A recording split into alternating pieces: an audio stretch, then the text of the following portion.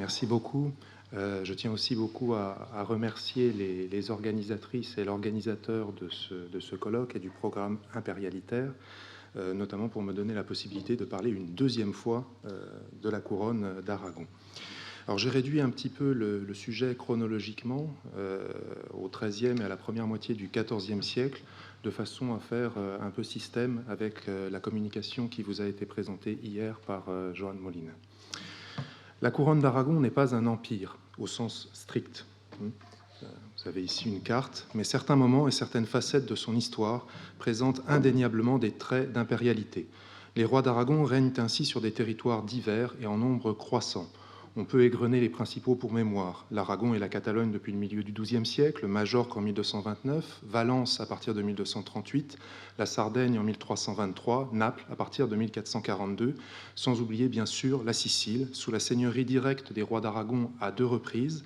D'abord une longue décennie dans le sillage des vêpres siciliennes en 1282, puis de nouveau à partir de 1392, après un siècle sous la domination d'un rameau de la dynastie aragonaise.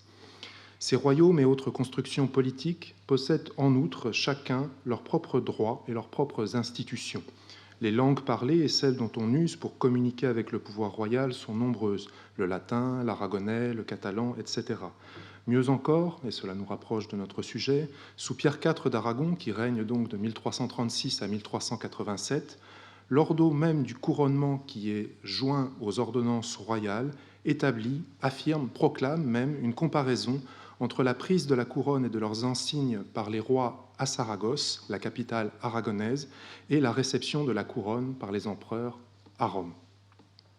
Durant ce même règne se multiplient également, on l'a vu hier, les références eschatologiques plus ou moins voilées aux dragons et aux chauves-souris appelés à un bel avenir, en particulier à Naples, sous Alphonse le Magnanime. Des prophéties d'inspiration joachimite circulent, d'autres sont mises en écrit, notamment en Catalogne et dans le royaume de Valence. Les rêves d'empire, en lien avec une dimension eschatologique, deviennent sans conteste plus intenses, plus perceptibles dans la couronne d'Aragon à partir de la deuxième moitié du XIVe siècle. Qu'en est-il auparavant ? Existe-t-il d'autres témoignages d'eschatologie ou de messianisme impérial pour le cas aragonais, et si oui, dans quelles circonstances, avec quelle signification et pour quels usages ? Pour avancer quelques éléments de réponse dans cette direction, je propose ici, en première approche, d'examiner les projets de croisade dans lesquels sont impliqués les rois d'Aragon, des projets a priori favorables au croisement des horizons impériaux et eschatologiques du début du XIIIe siècle, donc dans le sillage de la prise de Jérusalem et des luttes contre les Almohades en péninsule ibérique, jusqu'aux années 1340, où on observe une remarquable coïncidence avec la montée sur le trône de Pierre IV d'Aragon, la peste noire, la guerre du détroit de Gibraltar et la montée en puissance des Ottomans au détriment des Mamelouks, ce qui change la donne pour les projets de croisade. Alors avant d'entrer un peu plus en matière, il convient tout d'abord de préciser de quel projet on parle ici. On peut distinguer, même si on nous a appris que la typologie était un exercice dangereux, 4 catégories principales non totalement hermétiques. Les premiers sont des projets de croisade vers Jérusalem et la Terre Sainte, portés par des rois. Les velléités sont fréquentes. Pierre II d'Aragon manifeste ainsi son désir de partir en croisade en 1203, mais le pape l'en décourage. Jacques Ier, son successeur, l'envisage aussi en 1244. Dans les faits, toutefois, une seule expédition est menée à bien sur l'instigation du même Jacques Ier en 1269, avec des résultats très modestes, j'y reviendrai. Une deuxième catégorie de projets de croisade a des effets beaucoup plus notables. Ce sont les guerres menées contre les puissances musulmanes en péninsule ibérique et au Maghreb, les Almohades puis l'émirat de Grenade, pour l'essentiel. En employant le terme de croisade, je rejoins ici une grande partie de l'historiographie, ça a été évoqué à l'instant, qui reconnaît la pluralité des croisades sans nier pour autant la singularité des combats menés en péninsule ibérique contre Al-Andalus et celle des entreprises de Terre Sainte. Certaines de ces expéditions, parmi les plus importantes, bénéficient en effet du soutien des papes, qui accordent, dès le XIIe siècle, régulièrement une forme d'équivalence des bénéfices pour les combats effectués en péninsule ibérique et pour la Terre Sainte, des papes qui concèdent des décimes, qui octroient des bulles de croisade et qui autorisent à ces fins la prédication dans la péninsule et même au-delà dans les régions limitrophes. C'est le cas en particulier pour les combats contre les Almohades qui mènent à la victoire de las Navas de Tolosa en 1212, puis pour les rois d'Aragon de la conquête de Majorque et de Valence. Des luttes menées conjointement avec les Castillans pour conquérir Murcie, pour réprimer des révoltes dans les années 1270, puis contre l'émirat de Grenade en 1308-1309, d'un projet inabouti de croisade toujours ibérique en 1329-1330, et enfin de la guerre du Détroit à la fin des années 1330. Troisième catégorie de projets de croisade, des projets de papier et de parchemin. Ils sont contemporains de l'atténuation des expéditions effectives vers la Terre Sainte. Ils fleurissent à partir de la deuxième moitié du XIIIe siècle, en particulier à l'occasion du Deuxième Concile de Lyon en 1274 et plus encore dans le sillage de la chute d'Acre en 1291. Enfin, les rois d'Aragon font l'objet de croisades lancées contre eux par la papauté, qui octroie des indulgences à ceux qui poursuivent des souverains dénoncés comme hérétiques. Cela se produit à deux reprises, en 1212, lors de ce que l'on appelle la croisade albigeoise, où le roi d'Aragon, Pierre II, trouve la mort à la bataille de Muret pour avoir défendu son allié, le comte de Toulouse, puis, suite aux vêpres siciliennes, avec la croisade d'Aragon, où cette fois-ci, juste retour de la médaille, c'est le roi de France, Philippe III, qui trouve la mort de retour en France. Cette liste, somme toute assez nourrie de projets, ne doit pas faire illusion. Dans la péninsule, les rois d'Aragon sont des acteurs majeurs de la Reconquista et des croisades ibériques, tandis que pour l'Orient, l'échec est pour eux la règle et leur rôle reste secondaire. Alors pour se forger une opinion sur la place de l'eschatologie et du messianisme dans ces différents projets, on dispose de travaux solides au croisement de plusieurs champs d'études. La Reconquista, les croisades dites tardives, le messianisme royal. Je m'y référerai ensuite au cas par cas. Les sources disponibles, quant à elles, sont assez considérables et dispersées. Je me fonderai ici essentiellement sur les chroniques royales catalanes et aragonaises, les testaments des rois, les procès de Corts, qui évoquent des expéditions militaires, les projets de croisade et des documents diplomatiques qui attestent de leur circulation. C'est un corpus incomplet, mais qui permet de faire ressortir l'inégale importance de la dimension apocalyptique selon les horizons temporels que l'on envisage. Attendez, voilà. L'horizon de la mémoire et de la postérité des rois, celui des textes, des projets et des prophéties, celui enfin du temps des négociations des projets de croisade. Alors je commence par la fin, par la mémoire et la postérité de ces affaires, en procédant à rebours, en commençant par rechercher les traces de messianisme et d'eschatologie laissées par les rois à destination de leurs successeurs. Les testaments et les codicilles des rois d'Aragon, dont la plupart ont été édités, s'avèrent assez discrets à cet égard. Certes, les combats accomplis ou promis contre les infidèles sont évoqués, ça et là. Jacques Ier, dans son codicille du 20 juillet 1276, enjoint à son fils héritier, Pierre, le futur Pierre III, d'honorer la promesse faite au pape d'expulser les musulmans de sa terre.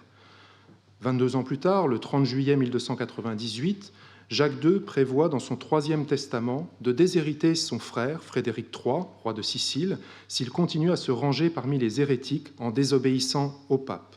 Et dans son ultime testament, le 28 mai 1327, 6 mois avant sa mort, le roi ne manque pas de laisser des legs pour régler des dettes contractées dans le voyage d'Almeria en 1309 et pour le rachat des captifs sous le contrôle de puissances musulmanes.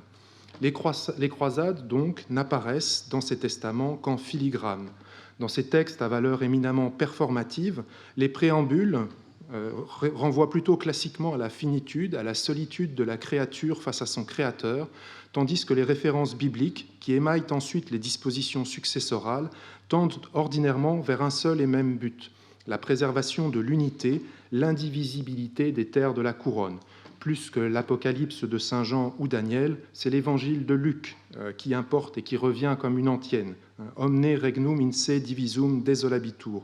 Tout royaume divisé connaîtra la désolation. Et c'est cela que l'on veut éviter. Les chroniques royales, pour leur part, sont plus disertes.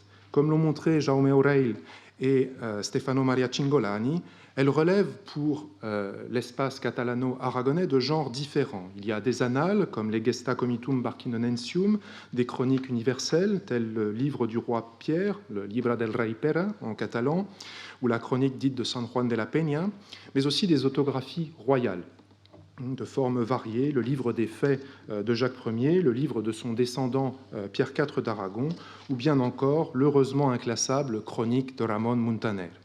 Ces textes ont été composés entre la fin du XIIe siècle et les années 1370, et ils se rejoignent par-delà leurs différences sur un certain nombre de points essentiels qui nous importent ici. Le rôle joué par la Providence et par Dieu dans l'histoire de la maison aragonaise, le souci partagé de s'inscrire dans le sillage des prédécesseurs, de continuer, de perfectionner leur œuvre. Et dans la perspective adoptée ici, je voudrais insister plus particulièrement sur trois aspects qui sont récurrents dans ces textes historiographiques. Tout d'abord, le caractère structurant dans ces narrations des conquêtes effectuées aux dépens des musulmans, au moins jusqu'au début du XIVe siècle. Dans les Gestas, comme dans le livre des rois, la lutte contre les infidèles apparaît comme essentielle à la fama de la lignée. Elle est nécessaire pour des rois qui se veulent les émules de leur père dans leur mission ininterrompue d'accroissement de la couronne. Bernat Desclot, qui écrit l'histoire du roi Pierre III d'Aragon, donne ainsi pour objet à son livre, je cite, « les grands faits, les conquêtes aux dépens des Sarrasins, Sarraïns, et d'autres gens accomplis par les nobles rois qu'il y eut en Aragon, issus du lignage du comte de Barcelone. » Fin de la citation. Une telle ossature narrative est propice à l'insertion de nombreux éléments à caractère impérial. Et on se rapproche progressivement de notre sujet. La présentation du lignage s'ouvre ainsi souvent par un rappel des liens avec des familles d'empereurs. Le comte de Barcelone, Ramon Berenguer III, épouse chez Bernat Desclot l'empereur de Castille, la fille de l'empereur de Castille, Alphonse VII. Le lignage est pour Muntaner le plus haut du monde, comme celui issu de la maison de l'empereur. Et tous deux se réfèrent bien sûr à l'union de Pierre III avec Constance Hohenstaufen, la fille de Conradin, en 1262. Des légendes accentuent la tonalité impériale. Bernat Desclot évoque ainsi celui qu'il appelle le bon comte de Barcelone, un noble qui, apprenant que la femme de l'empereur a à tort été accusée d'adultère, se précipite à Cologne pour pouvoir la rencontrer, vérifier qu'évidemment il n'en est rien, proposer de la défendre par sa participation à des combats singuliers et évidemment la sauve de l'exécution à laquelle elle était promise.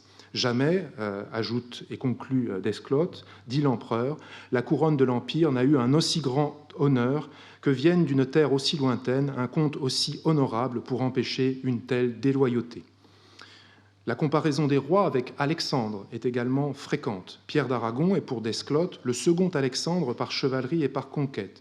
Et Muntaner met souvent cette figure alexandrine dans la bouche de Charles d'Anjou, en guise d'hommage à son meilleur ennemi, le roi d'Aragon. Donc sans être jamais désignés comme des empereurs, à la différence de leurs voisins castillans, on l'a vu hier, qui portent parfois et peuvent revendiquer ce titre, les rois d'Aragon deviennent, pour Muntaner, une sorte d'hyperbole de la royauté, susceptible de s'étendre à tout l'orbe terrestre. Ces rois sont non seulement, je le cite, les meilleurs seigneurs et chevaliers du monde, mais pour peu qu'ils s'unissent avec leurs parents de Majorque et de Sicile, rassemblant ainsi les trois faisceaux de Jon, la Mata des Joncs, ils seront alors souverains, je le cite, sur tous les rois du monde et princes, chrétiens comme sarrasins, et même sur toutes les communes. Cet horizon rêvé d'un empire et d'une souveraineté tricéphale ouvrirait même, selon Muntaner, la perspective d'une reprise de la Terre Sainte. Je cite, « Le Saint-Père ferait bien, laissant tous les autres rois du monde, de s'unir à eux. Ceux-ci, avec la monnaie du trésor de l'Église, reprendraient la terre d'outre-mer et abattraient les infidèles. » Néanmoins, chez Muntaner comme chez ses prédécesseurs, ce projet n'est pas développé. À l'instar des grandes batailles, l'issue de la croisade dépend ici en fait du seul jugement de Dieu. Quelques décennies auparavant, l'approche de Jacques Ier d'Aragon dans son livre des Faits ne différait guère. Quand il évoquait longuement, en 18 chapitres, sa croisade piteuse en Terre Sainte, piteuse parce qu'en fait, il s'est arrêté à Aigues-Mortes, était repoussé par la tempête, et ce sont uniquement 2 de ses fils bâtards qui se sont rendus à Acre pour y combattre, là aussi de manière assez médiocre.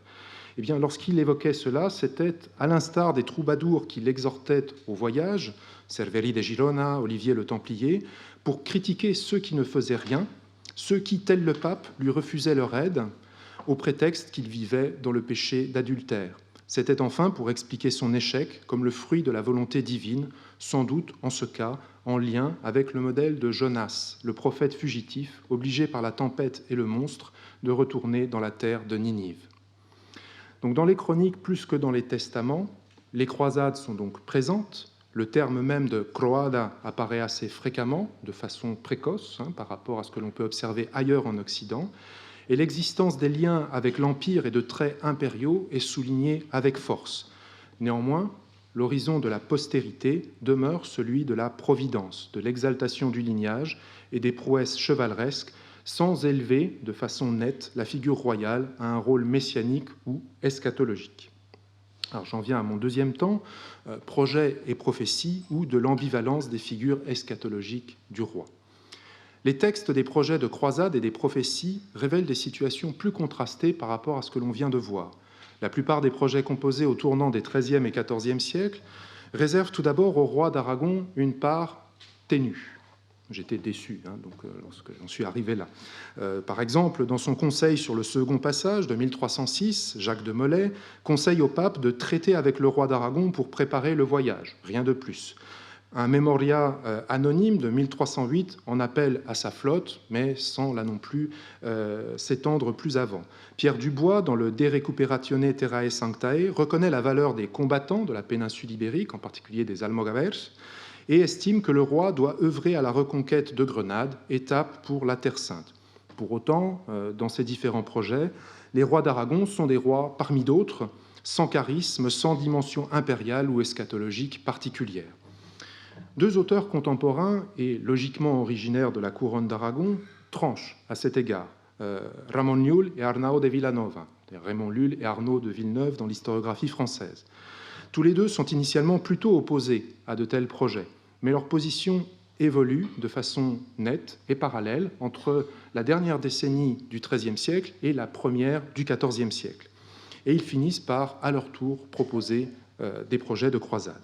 Lull s'intéresse à plusieurs reprises à cette question, au bénéfice toujours d'une conversion souhaitable et en adaptant ses projets à ses destinataires et aux circonstances de leur énonciation.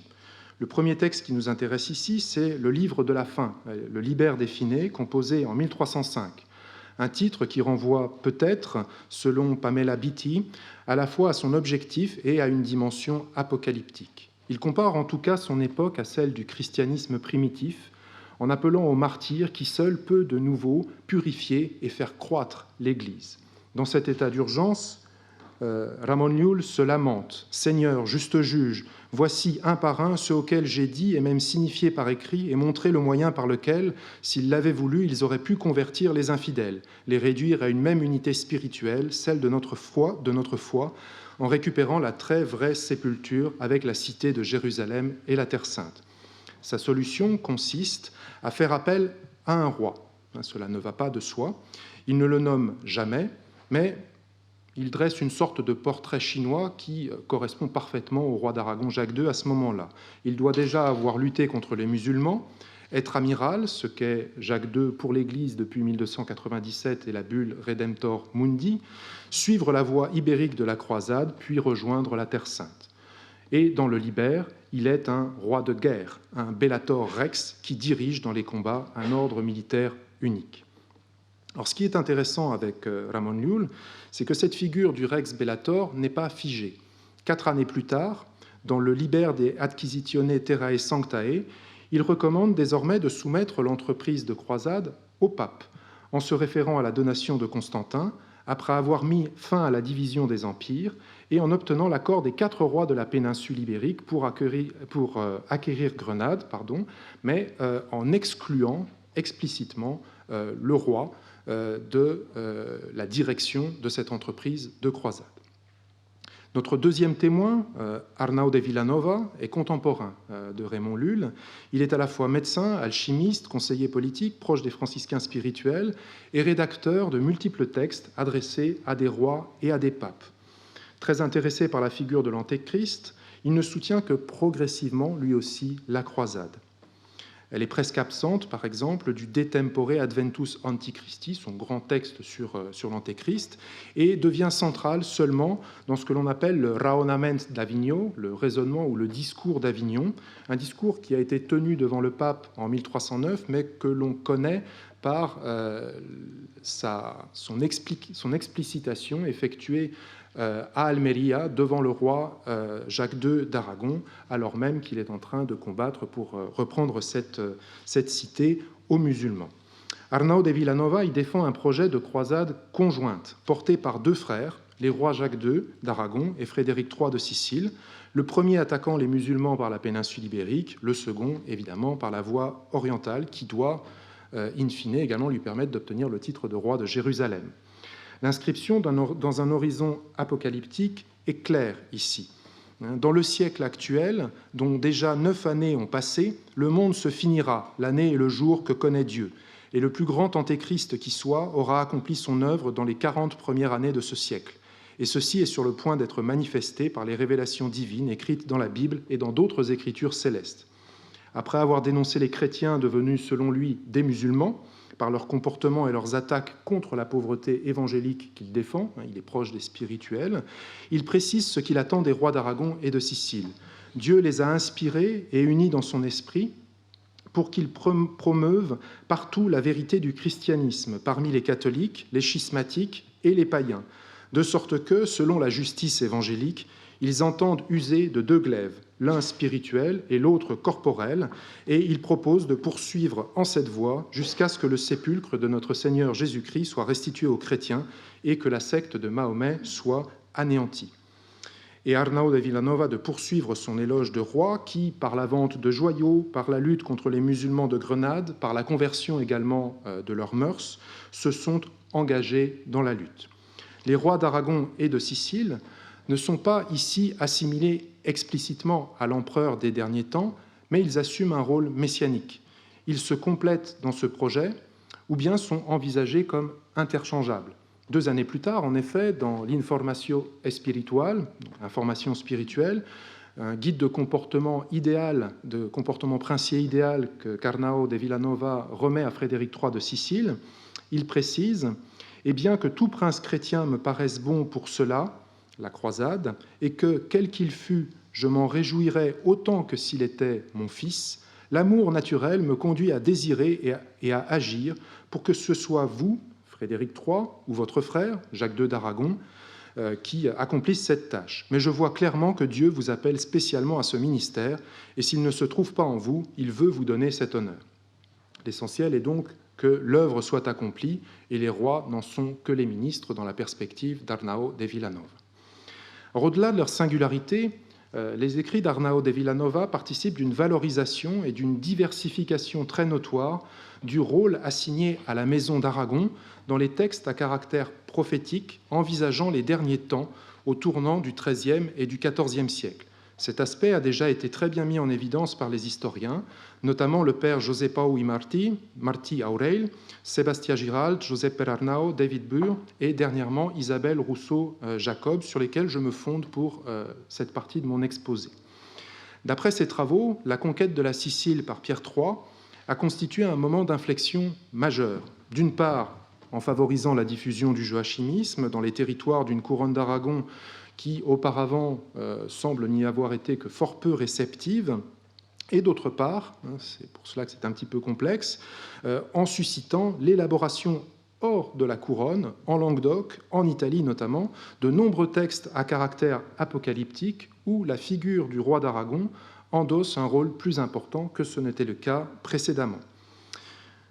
Dans ces deux cas, le développement du mouvement polymorphe des franciscains spirituels et l'accueil favorable que leur réserve la famille royale, allant parfois jusqu'à un engagement très poussé chez certains de leurs membres, s'avèrent également déterminants.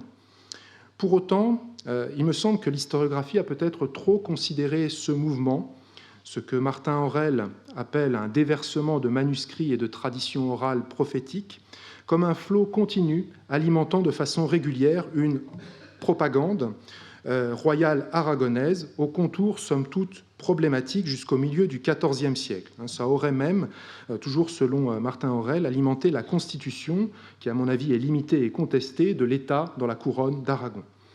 Alors, je pense qu'il y a deux précisions qui peuvent nous éclairer à cet égard. La première, elle a été formulée clairement, nettement par Isabelle Rousseau-Jacob, qui préfère à l'expression de prophétie politique celle de prophétie apocalyptique, de façon à ne pas enserrer ces textes dans la gangue de leurs usages postérieurs, à leur restituer toute leur charge potentielle.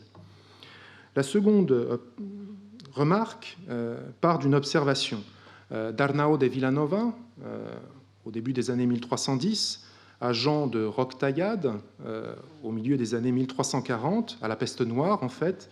Il ne subsiste à ma connaissance guère de traces de prophéties royales ou de leurs usages par le pouvoir royal aragonais. Il me semble qu'on peut donc formuler l'hypothèse d'une pause consécutive à la condamnation des spirituels par le pape Jean XXII en 1316, ou bien d'un effet de source qui serait lié à une damnatio memoriae de ces prophéties.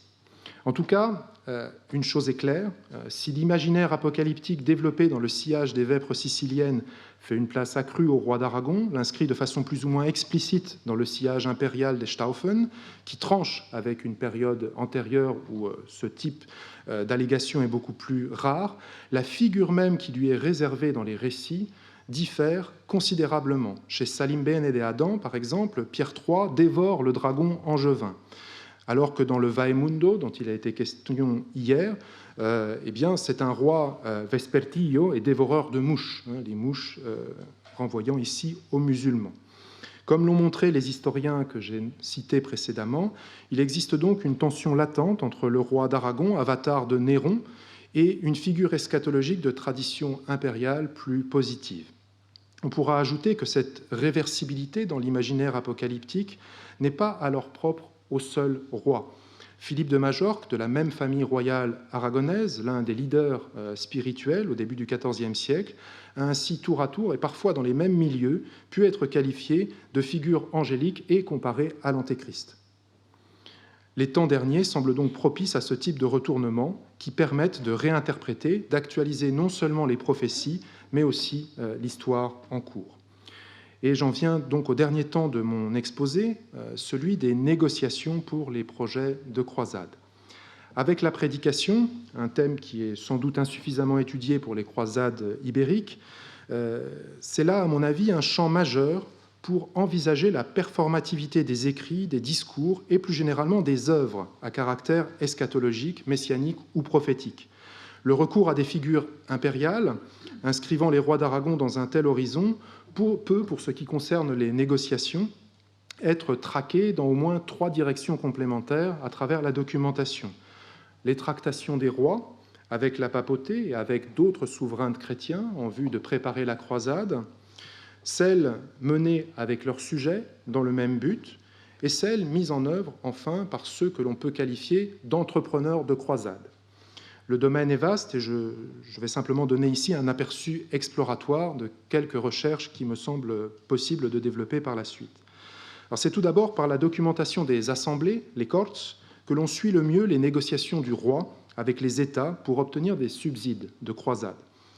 La rhétorique fiscale comporte toutefois, dans les documents conservés et pour la période observée, peu d'arguments théologiques développés. En 1333, il s'agit pour le roi d'Aragon simplement d'obtenir en Catalogne une ajuda, une aide contre les morts. En 1340, un auxilium, une aide toujours, pour la guerre contre, je cite, pour la guerre contre le mort et les perfides sarrasins. Tout au plus, les villes répondent-elles qu'elles donneront leur aide pour la guerre contre les morts, citation, pour l'honneur et pour la gloire de la Sainte Trinité et l'exaltation de la Sainte Foi catholique, pour l'honneur du roi et l'exaltation de sa couronne royale et le profit et le bon état de la terre. Alors, ces formulations n'entrent pas en contradiction avec un possible horizon eschatologique, mais elles ne le déroulent pas, elles ne l'explicitent pas. Pour la diplomatie, le paysage documentaire s'enrichit considérablement à partir de la fin du XIIIe siècle et permet d'examiner plus en détail les éventuelles articulations entre discours eschatologiques et pratiques de la négociation. On se rapproche de l'eschatologie pragmatique qui avait été évoquée par Jean-Louis Fournel hier. Je prendrai rapidement 2 exemples liés entre eux pour illustrer cet aspect, en revenant d'abord à Arnau de Villanova. Celui-ci n'a pas seulement composé des projets pour exhorter à la croisade, il a aussi œuvré comme ambassadeur ou comme intermédiaire auprès du roi d'Aragon, des papes, du roi de Sicile, en jouant sur une double parole. C'est une pratique courante chez les ambassadeurs, la parole de son mandant ou de ses mandants et sa parole propre. Il est à ce titre remarquable que ces propos, en quelque sorte, infusent dans les correspondances royales. Les échanges de Frédéric III et de Jacques II en 1309-1310 en attestent. Alors chacun, bien sûr, traditionnellement, proteste de son engagement en faveur du Christ et du Saint-Sépulcre. Il serait pour nous deux, écrit Frédéric, plus amer que la mort que ceux qui blasphèment le Seigneur possèdent son sépulcre et le tiennent dans une servitude ignominieuse. Bon, ça, c'est pas très surprenant. Jacques II, gonfalonier amiral de l'Église depuis 1297, lui répond aussi tout à fait logiquement par sa joie, en manifestant sa joie de le voir s'engager dans la lutte pour exterminer les peuples qui blasphèment le Christ. Mais au-delà, leurs lettres laissent transparaître le caractère essentiel de l'union, unio, c'est le terme qui revient sans cesse, reprenant en fait un mot-clé du discours arnaldien, qui a été celui qui a fait circuler ces projets entre les rois d'Aragon et de Sicile. Une union qui doit se traduire par un mouvement de prise en étau de l'islam par l'Occident hispanique et par l'Orient. Alors pour autant, cette imprégnation du langage et de la perspective arnaldienne dans les correspondances royales ne signifie pas qu'elle soit pleinement efficace. La performativité est un terme magique, mais il a aussi ses limites. Le roi d'Aragon refuse ainsi de soutenir en Orient une croisade qu'il juge mal engagée. Enfin, ces projets peuvent devenir eux-mêmes objet de négociations entre les souverains. L'histoire des tentatives de résolution du conflit entre Aragonais et Angevins en offre une bonne illustration. Après 3 décennies de conflits et de trêves avortées, le roi d'Aragon dépêche en 1326, pour la Reformatio Pacis, des ambassadeurs emportant avec eux pas moins de 7 projets de paix, des Formes de Pau, retrouvés dans les archives royales et qui doivent être présentés au pape comme aux belligérants. Et dans ces projets très complexes, les territoires à conquérir constituent une monnaie d'échange parmi d'autres dans les négociations. On aura ainsi tour à tour pensé à remettre à Frédéric III, pour le compenser de la perte de la Sicile, le royaume d'Albanie et la Morée, le royaume de Murcie, contrôlé par les Castillans, et même Tunis, sous le contrôle des Hafsides, pourvu qu'il en assure lui-même la conquête. L'horizon de la croisade ne disparaît donc pas complètement, mais le roi d'Aragon n'entend pas s'imposer ici en rex bellator, comme c'était souhaité par Raymond Lulle, mais comme un roi de paix au sein de la chrétienté. Ce projet, qui, comme les autres, échouera, est révélateur de l'imagination débordante déployée par ces différents acteurs pour tenter de trouver la paix, une imagination qui, sans nier l'importance des perspectives eschatologiques ou apocalyptiques ou messianiques, la mettent, au moins pendant un temps, entre parenthèses, au bénéfice d'une paix plus immédiate. Et c'est somme toute logique. On peut bien négocier les conditions d'une croisade, mais plus difficilement celles de l'avènement des derniers temps. En examinant les projets de croisade des rois dans la longue durée et dans leurs différentes temporalités, celle de la négociation préparatoire, celle des textes eux-mêmes, de leur postérité, enfin, c'est finalement la diversité des figures et des usages qui ressort. Diversité des figures, car le roi est tour à tour rex bellator, rex pacis, dragon et chauve-souris. Diversité des usages, selon les rois, avant ou après le mariage Stauffen, avant ou après la conquête de la Sicile, selon enfin les jugements portés par les papes sur les franciscains, et selon encore, et peut-être surtout, le registre d'expression dans lesquels les projets de croisade sont évoqués. Sous ces formes diverses, l'impérialité des rois d'Aragon et le fait qu'un rôle leur revienne dans les derniers temps est assurément une croyance, du moins un souhait, pour certains avant le milieu du XIVe siècle, mais un horizon auquel on ne croyait peut-être pas suffisamment pour le transmettre aux successeurs. C'était aussi une ressource, car évoquer en filigrane la fin des temps dans les négociations pouvait conférer une autorité supplémentaire à des rois qui en avaient bien besoin, de ce surcroît de légitimité en raison de contestations intérieures et de leurs oppositions récurrentes avec la papauté. Cela a-t-il été efficace ? bien d'autres études, j'espère avant la fin des temps, devraient permettre d'en prendre la mesure.